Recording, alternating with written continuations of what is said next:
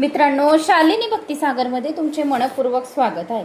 तर मित्रांनो, आज आपण या व्हिडिओच्या माध्यमाने ऐकणार आहोत श्रीमद भागवत पुराण कथा। मागच्या व्हिडिओमध्ये आपण अमरीश राजाची कथा आपण ऐकली। एकादशी व्रत कसे करावे आणि अमरीश राजावर कसे भगवान विष्णू प्रसन्न झाले आणि दुर्वासा ऋषींनी कशी अमरीश राजाकडून क्षमा माफी मागितली हे आपण संपूर्ण ऐकले। तर आता आज या व्हिडिओच्या माध्यमाने आपण सोबरी ऋषीची कथा आपण ऐकणार आहोत। हा आपला 9वा स्कंद चालू आहे।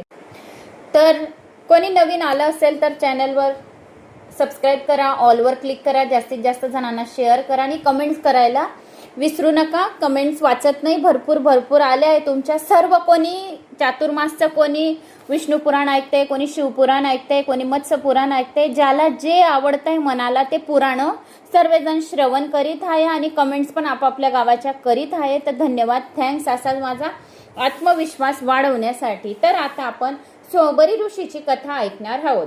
श्री गणेशाय नमो नमः। वक्रतुंड महाकाय सूर्यकोटी समप्रभ निर्विघ्नं कुरु मे देव सर्व कार्येषु सर्वदा। श्री गणेशाय नमः। सरस्वती नमः। कुलदेवताय नमः। गुरुदेवतोभ्यः नमः। ओम शांताकारं भुजगशयनं पद्मनाभं सुरेशं विश्वाधारं गगनसदृशं मेघवर्णं शुभांगं लक्ष्मीकान्तं कमलनयनं योगिर्भयानघ्यं वन्दे विष्णु भवरं सर्वलोकैकनाथं निवासं। श्री श्रीनिवास की जय। कोल्हापुर महालक्ष्मी माता की जय। पद्मावती महालक्ष्मी माता की जय। ओम कृष्णाय वासुदेवाय हरये परमात्मने प्रणत क्लेशनाशाय गोविंदाय नमो नमः। गोविंदाय नमो नमः। तर आता सोबरी ऋषीची कथा काय शिकवत आहे आपल्याला। मागच्या व्हिडिओमध्ये आपण काय शिकले की भगवंताची भक्ती कशी करावी, अमरीश राजाकडून एकादशी कशी करावी, एकादशी व्रत कसे करावे, आपण हे मागच्या व्हिडिओमध्ये शिकले। कोणत्या व्हिडिओमध्ये काही ना काही आपण शिकत आहोत। तर आता सोबरी ऋषी काय शिकवत आहे हे आपण ऐकूया। आता मनुला इक्ष्वाक नावाचा पुत्र झाला। त्यांच्या वंशात माधांत झाला। माधांतच्या 50 मुलींचा विवाह सोबरी नावाच्या ऋषीशी झाला। माधांत त्यांच्या वंशात कोण होतं? माधांत। माधांतला किती मुली होत्या? 50 मुली। आता या 50 मुली सोबरी ऋषीच्या शी त्यांचं लग्न झालं। सोबरी तपश्चर्या करून सिद्ध झालेले होते। त्यांच्या दर्शनाला अलोट गर्दी जमत असे, फार गर्दी जमत असे। कोणाच्या? सोबरी ऋषींच्या दर्शनासाठी।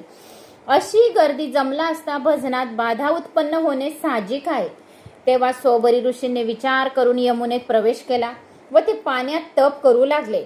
आता आपण का असे ना, जर आपण चार चौघात जर काही पुराण वाचू या कुठे काही खूप जण जमा आहे तिथे जर मी पुराण वाचेल तर माझं मन लागेल का? नाही।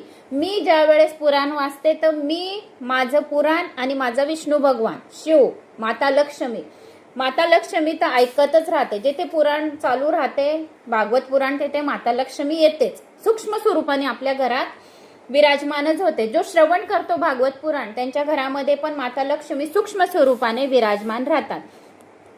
तर आता जे काही पुराणांचे हे या काही मंत्र जप तपश्चर्या आपल्याला एकट्यात होईल, 4 जणांमध्ये फक्त बडबड होईल, म्हणून आपण एकट्यातच पूजा करणे अतिशय चांगले राहते।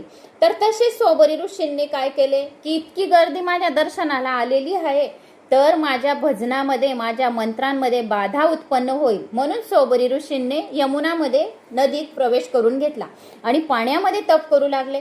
सोबरीच्या मनात एकदा विचार आला की भगवंताच्या मायेचा माझ्यावर काही प्रभाव पडू शकत नाही, म्हणून देवाने माझी माया रचली। सोबरीने वारंवार एका मत्स्याच्या जोडप्याचे मैथुन पाहिले। सोबरी ऋषींनी काय केले, एका मत्स्य अवतार होता, मत्स्याच्या जोडप्याचे मैथुन पाहून घेतले आणि सुख भोगण्याची त्यांची पण आता इच्छा झाली, कारण पाण्यात तप करत होते आणि त्या मच्छी तिथे मत्स्य अवतारमध्ये पती पत्नी तेथे राहत होते। तर ते मैथुन पाहून घेतले त्यांनी। तर आता त्यांना असं वाटले की हे मत्स्य अवतारमध्ये हे जोडपे कसे सुख घेत आहे, तर मला पण सुख भोगण्याची इच्छा झाली। 85 वर्षाच्या वृद्ध अवस्थेत विवाह करण्याचा त्यांचा विचार झाला। ते राजा माधांतकडे आले आणि राजाने विचार केला, जर कुणी मुलींनी त्यांच्याशी विवाह केला तर जीवनभर दुःखी राहील आणि जर विवाह झाला नाही तर मुनी मला शाप देतील। तेव्हा राजा ऋषीला म्हणाला, मुने तुम्ही राजमहालात जी कन्या आपल्याला पसंत येईल याच्यातून 50 माझ्या कन्या आहेत याच्यातून तुम्हाला जी पसंत येईल तिच्याशी आपला विवाह होईल. भगवान शंकराचार्यांनी म्हटले आहे, काय म्हटलं आहे? अंगम गलितम पलितम मुंडम दशनविहीनम जातम तुंडम वृद्धो यती गृहत्वा दंडम तदपि न मुच्छत्याशापीडम. भजन गोविंदम भज गोविंदम भज गोविंदम भज गोविंदम मूढमते. म्हणजे याचा अर्थ काय आहे? सोबरी ऋषीच्या मनात विवाहाची इच्छा उत्पन्न झाली आणि ते स्वरूप बदलून गेले. ते सिद्ध पुरुष असल्यामुळे सुंदर स्वरूप धारण करून घेतला.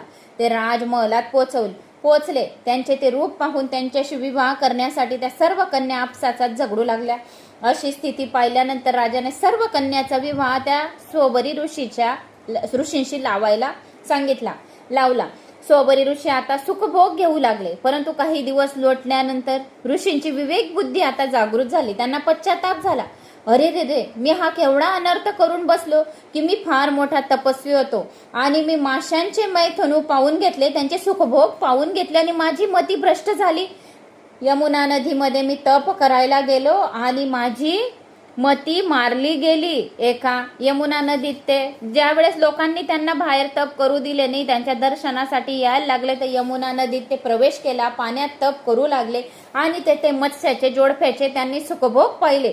तर यांच्या बी मनात सुखभोग भोगण्याची इच्छा होऊन गेली. तर आता ते राजाजवळ गेले आणि राजाने त्यांच्या सर्व 50 कन्येचा विवाह सोबरी ऋषींशी लावून दिला. मग आता सुखभोग तो खूप घेऊन घेतला सर्व मुलींशी.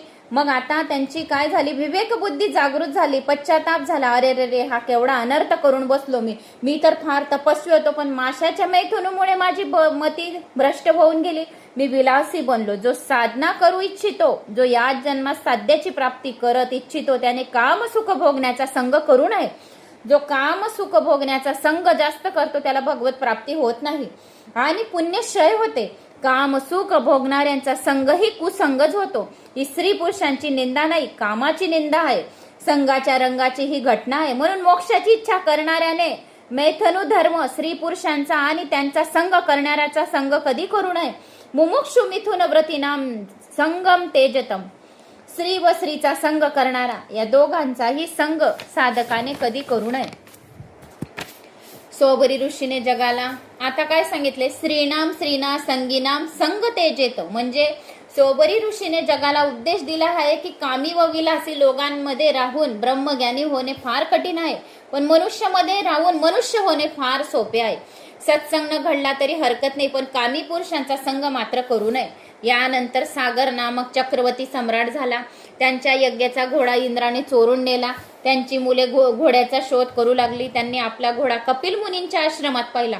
त्यांना वाटले की या ऋषीनेच आपला घोडा चोरून आणलाय, त्याला मारा, हा चोर आहे असे म्हणत ते पुत्र ऋषीच्या अंगावर धावू लागले आणि कपिलाच्या तेज अग्नीने ते सर्व जळून भस्म झाले. आता त्यांच्या शोधात सागराचा नातू अंशुमन निघाला आणि त्याने कपिल मुनीची स्तुती केली. तेव्हा मनू म्हणाले, हा घोडा तर फार तुझ्या आजच्या यज्ञातला आहे, घेऊन जा. अशुमानाने आपल्या चुलत्याच्या उद्धाराचा उपाय विचारला असता ऋषी म्हणाले, गंगा जलानेच त्याचा उद्धार होऊ शकतो. गंगा येथे आली तर हे जिवंत होऊ शकतील, याशिवाय दुसरा उपाय नाही. गंगेला प्रसन्न करण्यासाठी अशुमानाने त्यांच्या पुत्र दिलीपाचा पुत्र भगीरथीने सुद्धा फार मोठे तप केले. 3 पुरुषांचे पुण्य एकत्र झाले तेव्हा गंगा अवतरण झाली आहे. 3-4 जन्माचे तप पुण्य एकत्र झाल्यानंतर ज्ञान गंगेचे अवतरण झाले होते. आता ज्ञान गंगा अवतरणाची कथा काय आहे? आता परीक्षित राजा म्हणतो, तर मग मला आता गंगा अवतरणाची कथा सांगा. त्यावर भगीरथ राजाने भगवान शंकराची खूप प्रार्थना केली. तेव्हा गंगेची धार डोक्यावर झेलण्यास श्री शंकर तयार झाले. शंकरांनी आपल्या जटेत गंगेला धारण केले. त्या जटेतून मग ती पृथ्वीवर प्रवाहित झाली. गंगा अनेक स्थळांना पवित्र करीत पावताळात गेली. गंगेचा स्पर्श होताच त्या राखेतून दिव्य पुरुष उत्पन्न झाले. याप्रमाणे सागर पुत्रांना सद्गती प्राप्त झाली. राजा गंगेच्या पाण्याचा स्पर्श मृत्यूनंतर ही मुक्ती देतो, तर जिवंतपणी ते पाणी जर प्याले गंगेचं पाणी, तर सद्गती मिळणे काही मोठी आश्चर्याची गोष्ट नाही आहे. सद्गती मोक्ष आपल्याला मिळेलच.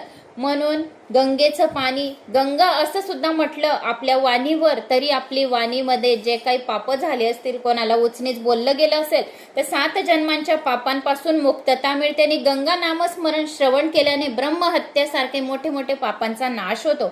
जीवाला शिव व्हायचे असेल तर त्याने ज्ञानगंगा आपल्या शिरावर धारण करायला हवे, तो शिव होऊ शकतो. गंगा ज्ञानाचे स्वरूप आहे. गंगेला भगीरथी राजाने पृथ्वीवर आणले म्हणून तिचे एक नाव भगीरथी गंगा असे पडले आहे.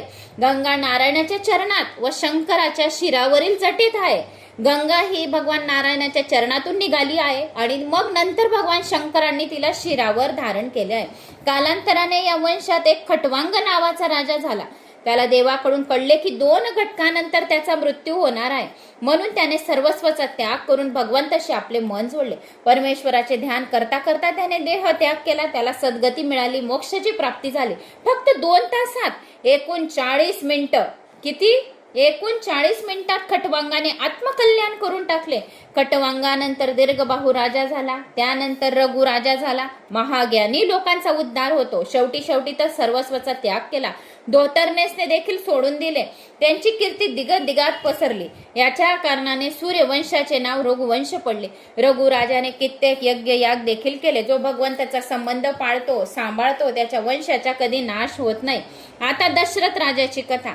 राजा रघुच्या कुळात अज नामक राजा झाला. अज नंतर दशरथ नावाचा राजा झाला. दशरथ अयोध्येत राज्य करीत असे. तो पूर्वजन्मी ब्राह्मण होते. दशरथ राजा जे होते तर मागच्या जन्मात ब्राह्मण होते. या पूर्वजन्माच्या ब्राह्मणाचा नियम होता की गावाबाहेर मंदिरात प्रतिदिन सहस्त्र तुलसी दल हे वाहत होते. गावाबाहेर जे मंदिर होतं भगवान विष्णूचं, तर तेथे ते प्रतिदिन तुलसी दल वाहत होते. तो ब्राह्मण वृद्ध होत चालला होता. 50 वर्षाचा झाला. एकदा त्याला खूप ताप आला, ज्वर आला. तेव्हा त्या ज्वराला म्हणाला, तू आलास, याला माझी काही हरकत नाही, पण माझे तुलसी दल वाहने झाल्यावरच तू ये. माझा पूजेचा नियम भंग होऊ नका देऊ. असा संकल्प ऐकता ज्वर पळून गेला. तो मंदिरात पूजेसाठी आला तेव्हा तेथे कुणाचा तरी रडण्याचा आवाज आला. त्याने पाहिले तेव्हा तेथे एक पिशाचिनी रडत होती. ती म्हणत होती, पूर्वजन्मात मी दुराचार केला, आपल्या पतीला फार दुःख दिले, म्हणून मला आता या जन्मात पिशाच व्हावे लागले. आपण कृपा करून माझा उद्धार करा. ब्राह्मण दयाळू होता. ब्राह्मण कोण? मागच्या जन्मात जो ब्राह्मण होता तर आता या जन्मात दशरथ राजा होता. ब्राह्मण दयाळू होता. त्याने रोजच्या नियमानुसार विष्णू सहस्र नावाचा पाठ केला आणि भगवान विष्णूला तुलसी दल अर्पण केली. आणि तो विष्णू सहस्र नावाचा पाठ सोबत तुलसी दल वाहताना देवाची प्रार्थना केली की हे प्रभू, हा पापी जीव व्यथित होत आहे. मी माझे सर्व पुण्य अर्पण करीत आहे. माझे जितके बी तुलसी दल तुम्हाला वाहिलेली आहे त्याचे पुण्य मी अर्पण करीत आहे आणि हे पुण्य या पिशाचिनीला द्या. या जीवाचा उद्धार करा. प्रभू प्रसन्न झाले आणि त्या ब्राह्मणाचे पुण्य त्या पिशाचिनीला दिले. ते ब्राह्मणाला म्हणाले, पुढील जन्मात तू दशरथ राजा होशील, कारण तू तुझं संपूर्ण पुण्य मला दिलं आहे. असं कोण म्हटलं? पिशाचिनी. तर तू पुढील जन्मात दशरथ राजा होशील आणि ही पिशाचिनी जी मी आहे ती कौसल्य राणी बनेल तुझी. मी पुत्र रूपाने तुमच्या पोटी जन्म घेईल. तू आपले सर्व पुण्य एका जीवाच्या उद्धारात खर्च करून टाकले, तर तू आता पुढच्या जन्मात राजा होशील आणि मीच तुझी राणी होईल. म्हणून ते अमाप अनंत झाले. ब्राह्मणाने तेथेच देह बी टाकून दिला विष्णू भगवान समोर आणि पिशाचिनाचा बी उद्धार होऊन गेला तेथेच विष्णू भगवान समोर. तोच ब्राह्मण आता या जन्मात दशरथ राजा झाला. त्याला 3 राण्या होत्या. कोणत्या कोणत्या? तुम्हाला बी माहिती असेल, रामायण बघितलं असेल तर. नाही माहिती असणार या माहिती पण असलं तरी पण कथेमध्ये आलेले तर सांगते. कमेंट्स करून नक्की सांगा. दशरथ राजाला किती राण्या होत्या? दशरथ राजाला पहिले राणी कौसल्य राणी सर्वात मोठी, 2 नंबर सुमित्रा राणी आणि 3 नंबर कैकई राणी. कौसल्य राणी धर्मपत्नी होती. सुमित्रा राणी व कैकई भोग पत्न्या होत्या. समजलंच असेल याचा अर्थ. कौसल्या, सुमित्रा आणि कैकई. तर कौशल्या फक्त धर्मपत्नी होती, भोग विलासा करता नाही. तर सुमित्रा व कैकई ह्या भोग विलासासाठी भोग पत्न्या होत्या. 3 राण्या असूनही दशरथ राजाला संतती नव्हती, म्हणून तो व्यास वशिष्ठांजवळ गेला. वशिष्ठ म्हणाले, पुत्र कामेष्टी यज्ञ कर तू आता. या यज्ञाने तुला 4 पुत्र होतील. त्याने पुत्र कामेष्टी यज्ञ दशरथ राजाने केला. गेला तेव्हा यज्ञकुंडातून स्वयं अग्निदेव प्रकट झाले. ते राजाला म्हणाले, हा प्रसाद राण्यांना देशील तर तुला दिव्य संतती प्राप्त होईल. वसिष्ठांनी राजाला आज्ञा दिली की धर्मपत्नी कौशल्या यातला अर्धा भाग द्यावा, उरलेला प्रसाद कैकई व सुमित्रा यांना वाटून द्यावा. दशरथ राजाने तसेच केले. तुलसीदासांनी कैकईची बाजू घेतली, पण एकनाथ महाराजांनी तिला कर्कशास ठरवलेलं आहे. कर्कशवाणीने पतीचा अपमान करणारी स्त्री ही कैकईच होय. जी पण स्त्री आपल्या पतीला कर्कशवाणीने बोलते, संतापाने बोलते, डोळे दाखवते, ती कैकईच समजावी.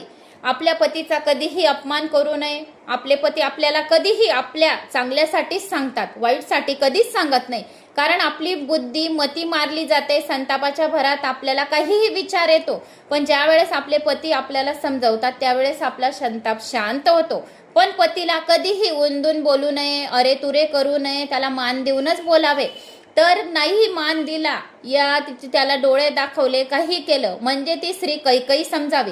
कैकईने दशरथाशी वाद घातला की तिला प्रसाद शेवटी का दिला. तिने दशरथाचा अपमान केला. तिने प्रसाद उचलून बाहेर फेकून दिला. तो प्रसाद एका घारीने उचलून नेला. ती एका पर्वताच्या शिखरावर आली. तेथे अंजनी देवी होती, तपश्चर्या करीत होती. तिने अंजनी देवीवर छाया केली, तिला प्रसादही दिला. अंजनी मातेने प्रसाद ग्रहण केला. तिच्या पोटी श्री हनुमंत जन्माला आले. आता कैकईला प्रसाद गमवल्याच्या पश्चाताप व दुःख होऊ लागले. कौसल्या मोठी उदार होती ती राणी. तिने आपल्या प्रसादातील काही भाग कैकईला दिला. सुमित्रेनेही आपल्या प्रसादातील काही भाग कैकईला दिला. याप्रमाणे तिन्ही राण्यांनी यज्ञ केला पुत्र कामेष्टी करता. तर तिघी राण्यांनी प्रसाद खाल्ला. आपले घर अयोध्यासारखे बनवा, जिद्दी बनू नये. जिथे युद्ध नाही, क्लेश नाही, ते घर आपलं अयोध्या सारखं आहे असे समजावे. आणि सर्व हे अयोध्या बनवणारी एक स्त्रीच असते. स्त्री शिवाय काहीही नाही.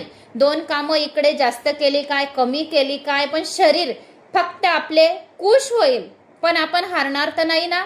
म्हणून आपलं घर आपल्याला बाल गोपाल सारखं हसत खेळत ठेवायचं आहे. आपलं घर आपल्याला अयोध्या बनवायचं आहे. आपल्या घरात आपल्याला क्लेश, भांडणं, तंडणं हे करू द्यायचे नाही. जर आपल्या घरात आपण भांडणं केले, क्लेश केले, तर घरात माता लक्ष्मीचा सुद्धा प्रवेश राहत नाही. म्हणून आपल्याला भांडणं करायची नाही आहेत, वादविवाद घालायचा नाही आहे. छोट्या छोट्या गोष्टींवरून जर आपल्याला कोणी काही बोललं तर आपल्याला सहन करण्याची शक्ती प्राप्त व भगवंताला अशी प्रार्थना करायची आहे.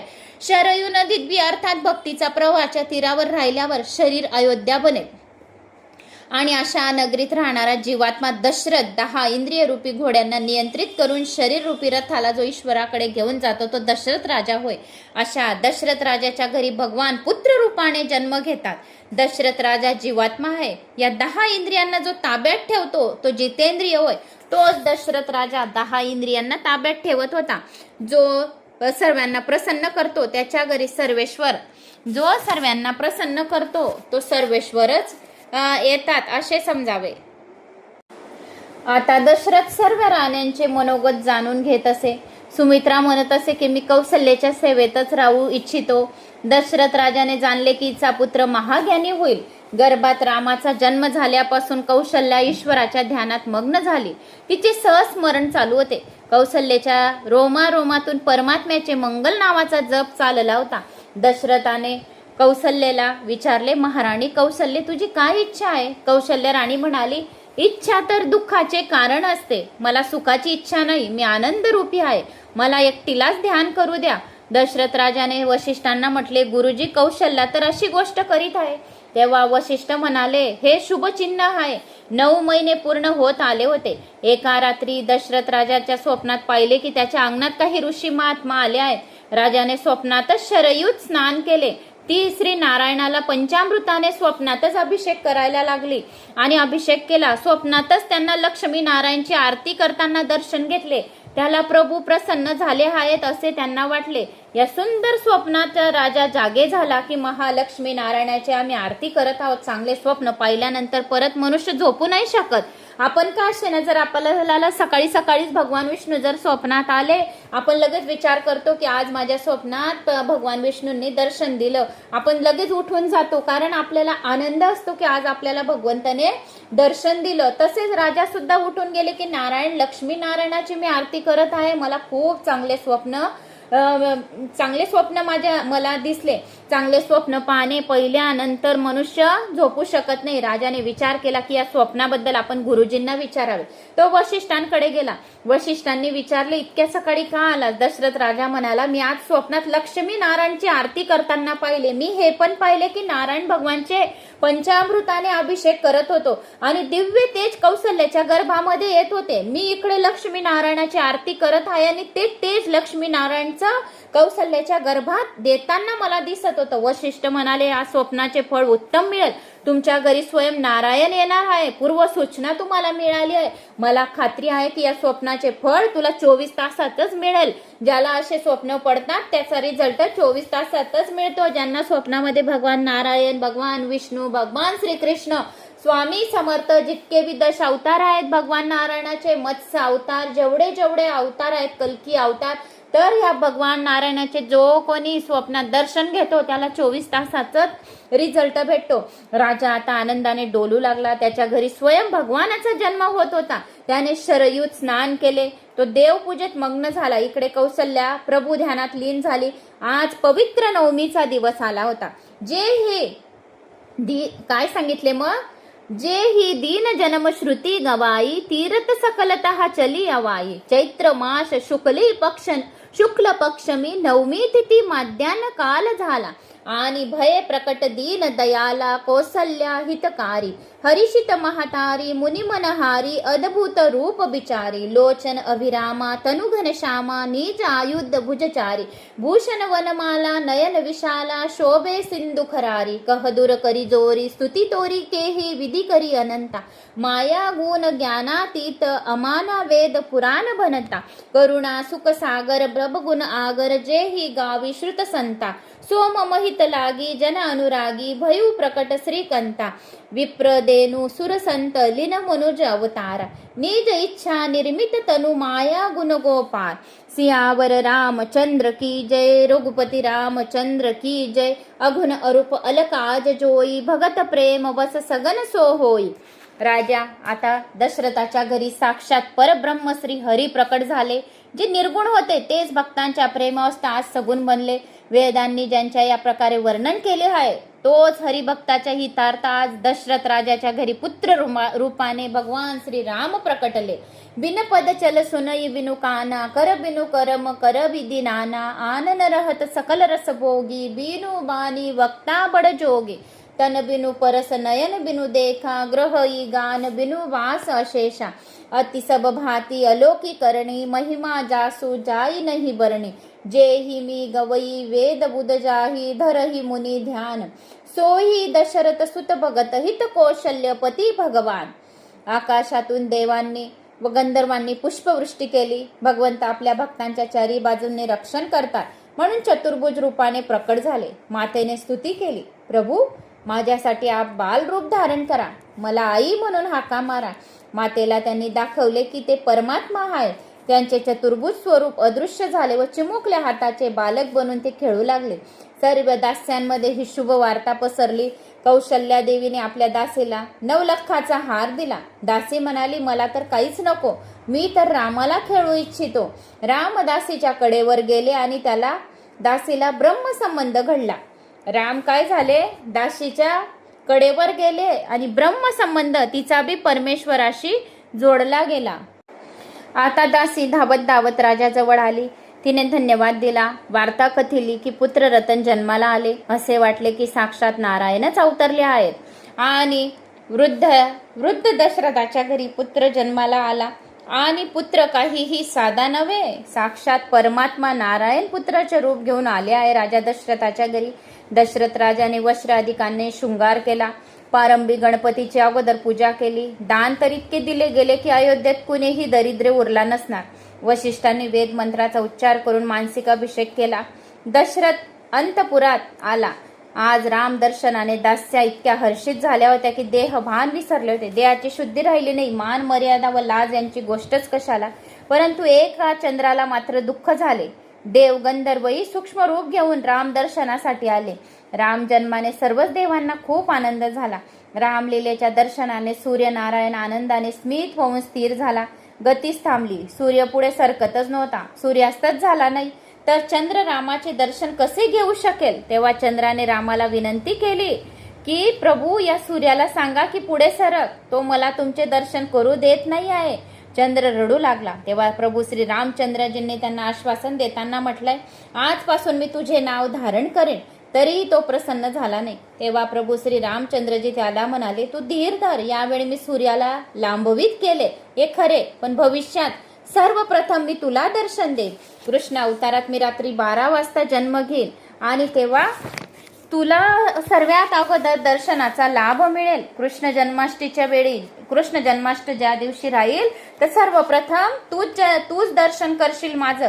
फक्त 3 व्यक्तीच जागे राहतील. त्यावेळेस कोण कोण जागे राहील? वसुदेव, देवकी आणि चंद्र, हे 3च लोक जागे राहतील. त्यांनाच मी पुढे तुला दर्शनाचा लाभ देईल. कृष्ण अवतार ज्या वेळेस घेईल ना, तू घाबरू नको, रडू नको, तर मी वसुदेव, देवकी व चंद्राला दर्शन देणार आहे. रात्रीच्या पहरी जागत असतात त्यांनाच कृष्ण प्राप्ती होत असते. झोपणाऱ्यांना देव मिळत नाही. जागे राहणे म्हणजे काय? तर जानिये तब ही जीव जग जागा, जब जब विषय विलास विरागा. गीतेत म्हटलं गेलं आहे, या निशा सर्व भूतानाम तस्याम जागृती संयमी, यस्याम जागृती भूतानी सा निशा पशयतु मुने. नित्य शुद्ध बद्ध परमानंद प्राप्तीकडे जे कधीही लक्ष देत नाही, त्या सर्व भूत मात्रासाठी जी रात्र आहे तीत योग लोक जागे राहून प्रभू स्मरण करीत असतात. प्राणी मात्र सांसारिक नाशवंत क्षणिक सुखासाठी सतत जागे राहतात. ती वास्तविक रात्र होय, झोपच होय. अशा पुरुषांना परमेश्वराचे ज्ञान होऊ शकत नाही. दशरथ राजाने बाल स्वरूप पाहिले व त्यांचे हृदय प्रेमाने भरून आले. दशरथ राजाच्या आनंदाचे वर्णन तर सरस्वती देखील करू शकत नाही. पिता पुत्राची दृष्टादृष्ट झाली. राम दशरथाला पाहून हसले. दशरथ राजा रामाला मद चाटवू लागले. त्या वशिष्ठांना वेद मंत्राचा घोष करण्यास सांगितले. जसेच बालक होते तसेच त्यांच्या जिभेवर शहदाने, सोन्याच्या दंडीने या शहदाने लगेच राम शब्द लिहून घ्यायचा, नाही तर ओम लिहायचा. जसेच बालक जन्माला आले म्हणजे त्यांची वाणी मधुर राहते. ज्यावेळेस माझी मुलगी अक्षदा, तर जशीच ती जन्माला आली त्यावेळेस माझ्या मिस्टरांनी लगेच शहदाने तिच्या जिभेवर राम अक्षर, ओम अक्षर असे लिहून दिले आणि शहद चाटवून दिले. जो बालपणीच आपल्या मुलांच्या जिभेवर असे करतं त्यांची वाणी खूप शुद्ध राहते आणि खूप दयाळू राहता, हुशार राहता. मुलगा बी माझ्या चांगल्या तिथीला जन्माला आलेला आहे. हनुमान जयंतीच्या दिवशी दुपारी पौर्णिमा 12 वाजता जन्माला आलेला आहे. तर तो पण खूप भाग्यवान आहे. तर त्याला पण तसंच केलेलं होतं. तर जसंच बालक जन्माला येतात त्यांच्या जिभेवर लगेच राम नाव असे शहदने सोन्याच्या याच्याने हळूवार करावी, त्यांची जीभ नाजूक राहते. तर असे करून जर मुलांना केले तर खूप बुद्धिमान आणि दयाळू संस्कारी निघतात, खूप भाग्यवान राहतात. तर तसेच दशरथ राजाने रामाला हसून त्यांच्या जिभेवर शहदने राम नाम असं मध चाटवून दिले आणि त्या वशिष्ठांना वेद मंत्राचा आता घोष करायला लावला. वशिष्ठ म्हणाले, रामाचे दर्शन घेतल्यानंतर वेद मंत्र काय, माझे स्वतःचे नाव देखील मी विसरून गेलो आहे. वशिष्ठांना सांगता की मी या छोट्याशा बालकाचे रामाचे दर्शन घेतले, प्रभू श्री रामाचे, तर मी वेद मंत्र बी विसरलो. मी कोण आहे, माझं नाव काय आहे ते पण विसरून गेलो. मी म्हणू तरी काय आता, कारण मला स्वयं रामाचे दर्शन झाले आहे. दर्शनात नाम स्वरूपाचा मला विसर पडला आहे. या ब्रह्मदर्शनाचा जो आनंद आहे तो अतिशय वेगळा आहे असे वशिष्ठांनी सांगितले. म्हणून प्रभू श्री रामाचं नाव सर्व पापांचा नाश करणारे आहे. प्रभू श्री रामाच्या नावाचा जप या लाल पेनाने वहीमध्ये निस्ते रोज 108 वेळा श्रीराम श्रीराम असे सुद्धा लिहिले तरी सुद्धा आपले सर्व पापांचे नाश होते. काही कर्म वाईट झाले असतील मागचे पुढचे 7 जन्माचे, तर सर्व कर्मांचा, वाईट कर्मांचा नाश होतो. ज्याला 7.5 आहे त्यांनी लाल पेनाने वहीवर 108 वेळा राम नाम लिहावे आणि शनिवारी या मंगळवारी हनुमानजीच्या मंदिरात जाऊन ते राम नाम तेथे अर्पण करून यावे. काळी तीळ अर्पण करावी, 1 पिठाचा दिवा बनवावा, हळद घालावे, त्याच्यामध्ये चौमुखी दिवा लावावा, त्याच्यामध्ये लोंग अर्पित करावी, 11 लोंग. ज्यांना 7.5 आहे त्यांच्या 7.5चा त्रास कमी होईल, कारण ज्यांना 7.5 राहते, शनी पीडा राहते, त्यांचे कोणतेही कार्य बनत नाही आणि आर्थिक नुकसानच होत राहते. म्हणून याचा उपाय करा. तुम्हाला 100% 1.25 महिन्यातच रिझल्ट दिसेल. नाहीतर जय श्रीराम या मंत्राचा जप करा. पिंपळाचे पानं आणायचे 11 पानं आणि सिंदुराने राम नाम त्या पिंपळाच्या पान चांगले गंगाजलाने स्वच्छ धुवून घ्या आणि राम नाम सिंदुराने लिहा आणि त्या 11 पानांची माळा बजरंगबलीच्या गळ्यामध्ये घालून या. कशीही कितीही कठोर 7.5 राहिली, कितीही पीडा राहिली, कितीही दुःख दारिद्र्य आणि रोग असेल, त्या रोगांचा नाश करणारे रामबाण उपाय आहेत हे. आणि सरसोच्या तेलाचा दिवा बजरंगबलीला लावून या. सर्व क्लेशांचा, दुःखांचा, रोगांचा नाश झाल्याशिवाय राहणार नाही. एवढ्या रामाच्या नावाचा पॉवरफुल जप आहे आणि आपण खूप भाग्यवान आहे की सर्व जन्मापासून तर आखरीपर्यंत आपण आता प्रभू श्री रामाच्या लीला ऐकणार आहोत आणि त्याच्यानंतर कृष्ण अवताराच्या लीला ऐकणार आहोत.